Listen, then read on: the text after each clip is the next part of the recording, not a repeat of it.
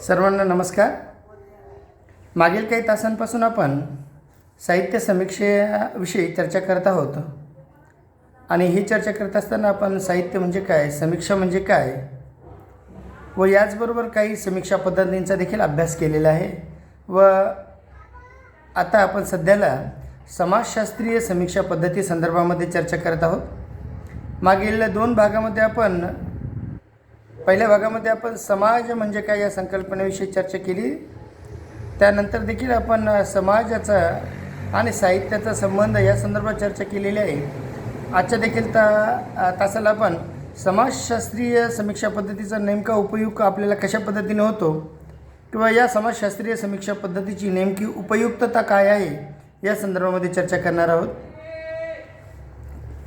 ही चर्चा करत असताना आपल्याला विविध अभ्यासकांचे मत देखील त्या ठिकाणी लक्षात घ्यावे लागतात.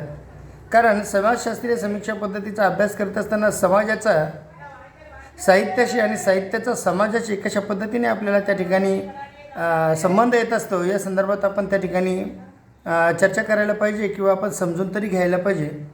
अनेक प्रकारचे उदाहरण द्यायचं झाल्यास आपल्याला असं लक्षात येतं की तत्कालीन समाजाचा विचार करता त्या काळची परिस्थिती कशी होती त्यानुसार त्या साहित्यकृतीवरती त्या परिस्थितीचा परिणाम झालेला दिसून येतो. म्हणजे समाजामध्ये तत्कालीन परिस्थिती काय होती याचा परिणाम, याचा जो काही संबंध आहे तो संबंध त्या साहित्यकृतीमध्ये आपल्याला दिसून येतो.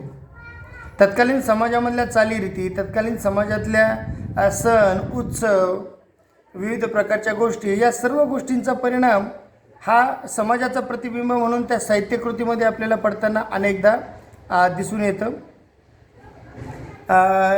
याचं उत्तम उदाहरण द्यायचं झाल्यास आपल्याला असं लक्षात येतं की पूर्वीच्या काळामध्ये म्हणजे बघा स्वातंत्र्यपूर्वीच्या काळामध्ये स्वातंत्र्य संदर्भामधल्या अनेक कल्पना स्वातंत्र्य प्राप्तीसाठी त्या ठिकाणी माणसाच्या मनामध्ये असलेलं ध्येय किंवा स्वातंत्र्य मिळावं यासाठी करत असलेली धडपड या सगळ्याचा परिणाम त्या काळामधील साहित्यावरती दिसून येतो. कारण तत्कालीन परिस्थितीमध्ये देशप्रेम, देशभक्ती, स्वातंत्र्याबद्दलची आत्मीयता या संदर्भामध्ये अनेक प्रकारचं लिखाण झालेलं आपल्याला दिसून येतं. का तर त्या काळामध्ये तत्कालीन समाजाचा त्या साहित्यकृतीवरती मोठ्या प्रमाणात पगडा असलेला दिसून येतो.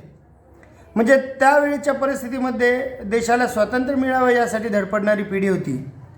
देशाला स्वातंत्र्य मिळावं, देशामध्ये देशातील जनतेला सगळ्या गोष्टींची त्या ठिकाणी या माहिती व्हावी की आपल्यावर कशा प्रकारचा अन्याय होतो, अत्याचार होतो आहे, गुलामगिरी आहे याची जाणीव होण्यासाठीचं जे लिखाण त्या ठिकाणी होत गेलं.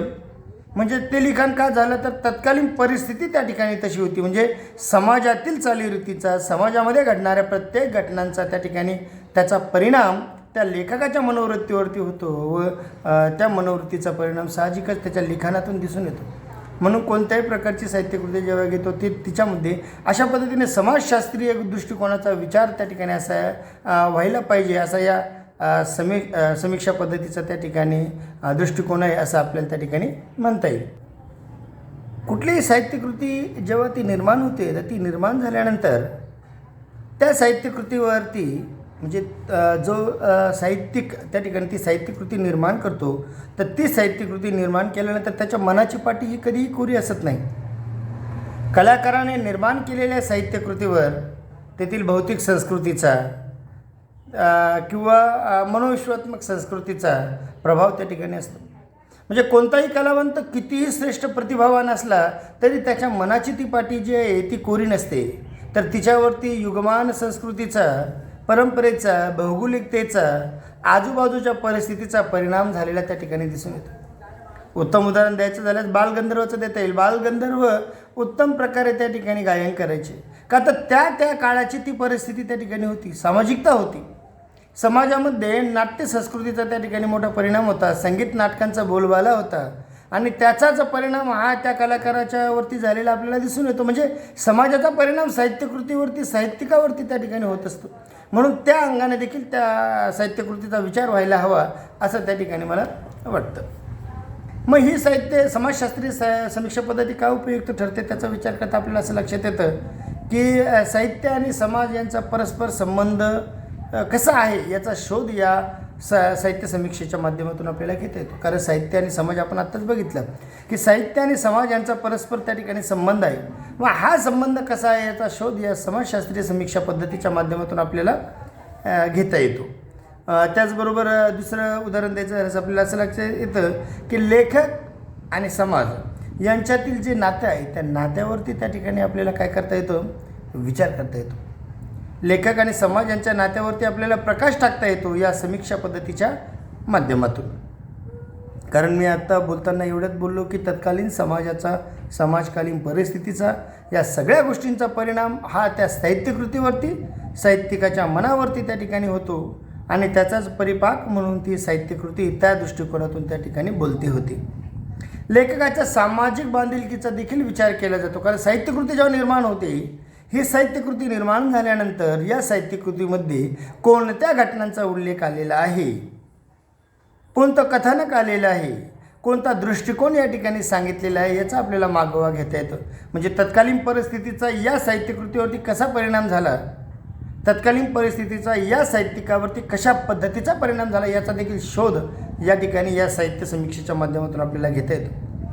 साहित्यातून चित्रित झालेलं जे समाज जीवन आहे त्याच्या स्वरूपाचा देखील आपल्याला विचार करता येतो. साहजिकच आहे, एखादी साहित्यकृती जेव्हा आपण वाचतो तर त्या वाचत असताना त्या साहित्यकृतीमध्ये कोणत्या प्रकारचं समाज जीवन आलेलं आहे, मग त्या समाज जीवनाची कशा पद्धतीने विचार करण्याची पद्धती होती, दृष्टिकोन होता, याचा देखील विचार आपल्याला या साहित्य समीक्षेच्या माध्यमातून करता येत असतो. साहित्यातील सामाजिकतेचे स्वरूप देखील या ठिकाणी समजून घेता येतं. या साहित्य समीक्षेच्या अभ्यासातून काय करता येतं आपल्याला, तर साहित्याचं किंवा साहित्यातील सामाजिकतेचे स्वरूप या ठिकाणी आपल्याला समजून घेता येते. साहित्यातील सामाजिकतेमुळे साहित्याला येणारे वाङ्मयीन कलात्मक मूल्य विचारात घेता येते. ही जी कलात्मक मूल्य आहे, वाङ्मयीन मूल्य आहे, याचा अभ्यास या ठिकाणी या साहित्य समीक्षेच्या माध्यमातून आपल्याला करता येतो. समाज जीवनाचा इतिहास, सामाजिक जीवनशैली साहित्याच्या आधारे आपल्याला अभ्यासता येते. समीक्षा पद्धतीच्या माध्यमातून आपल्याला समाज जीवनाचा इतिहास, समाजाची जीवनशैली या सर्वांचा अभ्यास देखील आपल्याला त्या ठिकाणी करता येतो. साहित्यातील सामाजिकतेमुळे काय होतं, तर साहित्याला आलेले वेगळेपण, कला व जीवन या दृष्टीने देखील अभ्यास आपल्याला या साहित्य समीक्षेच्या माध्यमातून करता येतो. साहित्यामध्ये उपलब्ध असणारी सामाजिक, धार्मिक, आर्थिक, सांस्कृतिक, तात्विक, नैतिक, राजकीय इत्यादी प्राप्त झालेल्या संदर्भाचा देखील आपल्याला शोध घेता येतो. कारण आपल्याला आपण जेव्हा ती साहित्यकृती अभ्यासतो तर आपल्याला पटकन त्या ठिकाणी पाठीमागच्या जे काही राजकीय, सामाजिक, सांस्कृतिक, धार्मिक, आर्थिक, नैतिक, तात्विक या सगळ्या गोष्टींचा विचार त्या साहित्यकृतीच्या माध्यमातून होतो. म्हणजे बघा, म्हणजे समाजशास्त्रीय समीक्षा पद्धतीचा वापर करून आपण या सगळ्या गोष्टींचा उलगडा त्या ठिकाणी करता येतो, आपल्याला प्रकाश टाकता येतो, या सर्वांची माहिती आपल्याला घेता येते. साहित्य आणि समाज यांच्या परिवर्तनाचे जे स्वरूप आहे त्या कारणांचा शोध आपल्याला घेता येतो की साहित्य आणि समाज, समाजामध्ये कशा पद्धतीचं परिवर्तन त्या ठिकाणी होत गेलं ते साहित्याच्या माध्यमातून आपल्याला शोधता येतं. म्हणजे साहित्य आणि समाज यांच्या परिवर्तन कशा पद्धतीने झालं आहे, परिवर्तन होत आहे, याचा देखील त्या ठिकाणी विचार आपल्याला या साहित्य समीक्षेच्या अभ्यासातून त्या ठिकाणी करता येतो. साहित्याच्या प्रकृतीची सुजान दृष्टीने सामाजिक अर्थवत्ता या ठिकाणी तपासता येते, शोधता येते. साहित्य निर्मितीमागे असलेल्या जीवनविषयक प्रेरणांचा देखील आपल्याला शोध घेता येतो. म्हणजे कोणत्या प्रेरणा त्या साहित्यकृतीच्या निर्मितीमागील होती. समाजाचा अभ्यास करताना समाजातील म्हणजे साहित्यिक जेव्हा साहित्यकृती निर्माण करतो तो तर समाजाचा एक भाग असतो आणि समाजाचा एक भाग असल्या कारणास्तव त्या समाजामध्ये कशा पद्धतीने परिवर्तन त्या ठिकाणी होत आहे याचा देखील शोध आणि बोध या साहित्य समीक्षेच्या माध्यमातून आपल्याला घेता येतं. म्हणजे थोडक्यात काय असं लक्षात येतं आपल्याला की साहित्य, कला, समाज, संस्कृती यांच्या अध्ययनाचे एक साधन म्हणून साहित्याला जे त्या ठिकाणी महत्त्व प्राप्त झालेलं आहे ते सामाजिक दृष्टिकोनातून अभ्यास केल्यास समाज जीवनाच्या विविध पैलूंचे विशेष आपल्याला या ठिकाणी लक्षात येतात. म्हणजे समाजशास्त्रीय दृष्टिकोनातून केलेला वाङ्मयाचा अभ्यास या ठिकाणी आपल्याला या साहित्य समीक्षेच्या माध्यमातून कसा करता येतो, त्याची उपयुक्तता कशी आहे हे आपल्याला त्या ठिकाणी समजू शकतं.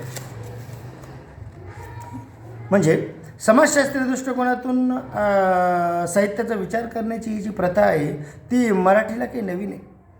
कलावादी समीक्षेच्या उदयापूर्वी मराठी समीक्षेत सामाजिक विचारांना जे प्रथम स्थान होतं ते यामुळेच. संत साहित्याचा विचार करता आपल्याला त्या त्या काळातील परिस्थितीचा परिणाम त्या त्या संत साहित्यावरती झालेला आपल्याला दिसून येतो. म्हणजे समाजाचं प्रतिबिंब त्या ठिकाणी त्या साहित्यात पडलेलं दिसून येतं. साहित्यामध्ये समाजाचं प्रतिबिंब अशा पद्धतीने या समीक्षा पद्धतीच्या माध्यमातून आपल्याला शोधता येतं.